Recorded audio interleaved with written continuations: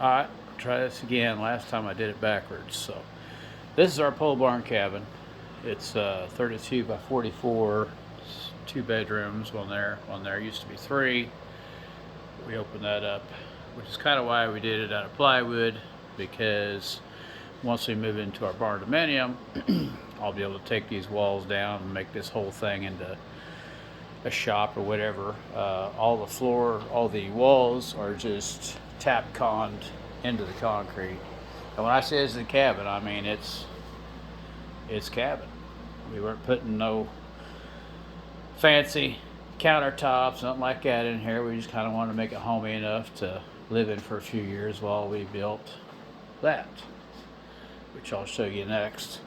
But this basically shows the two sides of what everybody here is doing, because you always have somebody that says, hey, what's the cheapest thing I could build to live in?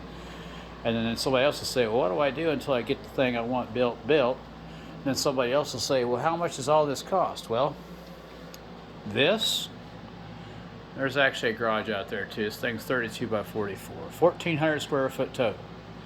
This you can do for about $50,000, maybe 60. But you're gonna have to do the work yourself. And it's a pole barn. It's not stud walls. It's not on slab. There's a slab in it. It's not on slab. If you want not cheap, you got to build that. But the beauty of it is, if you have the land, you can build that, live in it, while you save up money to build that, which is exactly what we did. Once we didn't have a house payment or rent or anything else. And this is actually really efficient. I don't know if you heard the air conditioner, but it's a tiny little 110. We insulated the living crap out of this thing. I mean, it literally stays cool in there till the afternoon. I just turned the AC on. So there's an 18-foot garage next to what I showed you inside. So when I say it's cabin, it's pretty big. It's 1,400 square foot, 2-bedroom home is what it is. That's a 40 by 80, 16.5-foot walls with a living area where those windows are up there. Property we bought had a trailer house on it. It actually sat right here, kind of diagonally here. It's actually exactly what we were looking for. We were looking for a country property near a lake, on pavement, on at least 5 acres, with water and sewer already done, which we have a new lagoon over there. It was new when we got it. We sold the trailer. They hauled it away. This is 6 years ago. And 5 years ago built that. 4 years ago moved into it, and last spring poured the slab here. 2 springs ago dug that pond back there to get clay to build this entire thing here up. There is somewhere in the neighborhood of 2,500 tons of clay they got dug out of that and put here to build this area up. There's a lake across the street over there, and once in a while it floods. It'll actually come into the yard in the back, and I didn't want it to ever have a chance to get up here. So just give a quick walk around here. Still yet to do the siding. I'm sure somebody will notice that and ask. It's been too hot, and I'm fat and I don't like sweating. So we got the porches all done, put some siding up, and then basically stopped. I'll go ahead and pause this. Oh, I guess I should show my rocks. Somebody's probably asked about that. Those were actually rocks that got dug out of the pond when I was getting clay out of it, so are all those rocks. These are actually anchored by, well, they're buried too, but they're anchored by, I drilled through them and put about 4 feet of rebar down through them, and I left about 6 inches of it standing up to put the posts on. So they're actually put in strategically. They're not just tossed in there. All this gravel, there's about 600 tons of gravel on top of everything. We use clean rock. This clean 3/4 rock packs really well. There's no like mushing your foot around or nothing. I mean, it's solid as can be. Right now all this thing's doing is storing our boat pretty much, but we wanted it 2-story, so we could have a living quarters up there. That would be an extra room down there, past the, well, you can see the studs over there, past the motorcycle, and that foam is about half, well, it is exactly half the size of the upstairs. The upstairs is 40 by 40. We went pretty heavy on the doors. A friend of mine put them up, I think he said they're R20. I mean, they are really, really well insulated, steel front and back. They were very expensive. And this is post frame. We did it post on the concrete. No pole barn. Everything's stud frame.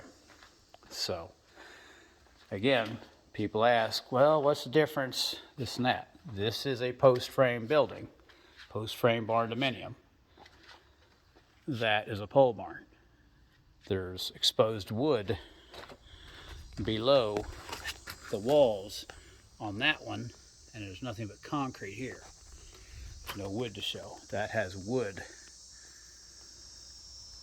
right there. Anyway, this will be our 2-car garage. Once I get the foam in the walls, that's actually closed cell foam. It's R7.5, and you can put 4 of those in the walls. So it ends up being R30, which, I don't know. It's pretty dense. But anyway, I got screwed with fiberglass that way. Upstairs here. That's the last of our doors that have to go in. But it's really heavy. It's actually a solid wood door. Probably weighs about 400 pounds. I ain't figured out how to get it up here yet. So anyway, this is the upstairs. Vaulted ceilings in this living room, kitchen kind of thing. That door is going to go right there. This is a 20 by 20 master bedroom, and then there will be a master bath over there. It's like 12 by 14, and then a guest bath and yada yada yada. And then we've got 20 by 20 living room, 20 by 20 kitchen dining room area. Trying to think of some of the questions we get. Cost. You can build that cabin over there for about $50,000. 60, 70, somewhere in there, give or take. Under 100, easily under 100. If I had to do it again today, I would do it post frame just because it's way better, and I would do most of the work myself. I actually hired that out, and they didn't do a great job. I had to do a lot of fixing on it. I did most of the work on this. This is easily 4 times as much just to get to right here. Easily 4 times as much. We're into it for about 200 just right now. And that's doing most of the work myself. But that's because you want good stuff in it, right? It's flooring, $60 a sheet. There's 66 pieces of it. The roof trusses, the floor trusses, I don't know if you saw them, but they're open floor trusses. This ain't got any solid wood joists in it. Vaulted ceilings. We're going to double wall this one. We didn't double wall the pole barn, but it's thick walls. You can see the edge where the 2x4 stud wall is going to come down right here. So we'll have a 2x6 wall, a space, and then a 2x4 wall. And so you end up with about an 11-inch thick wall when you're done. It ends up being about R60. And yeah, should be able to heat and cool it really easily. Wanted to separate the shop from the house really, really well. We're putting a wood stove right down here where these ladders are. So it'll be just inside that door where you can come in the door and load the wood, and then the chimney side will go out that way and then up and then out. And that way any type of cleaning or anything's right here in this area. And then the shop's all getting metal, so there's no chance of fire starting. The ceiling's going to be metal. It's ridiculous. Metal is very expensive right now. Questions that come up all the time.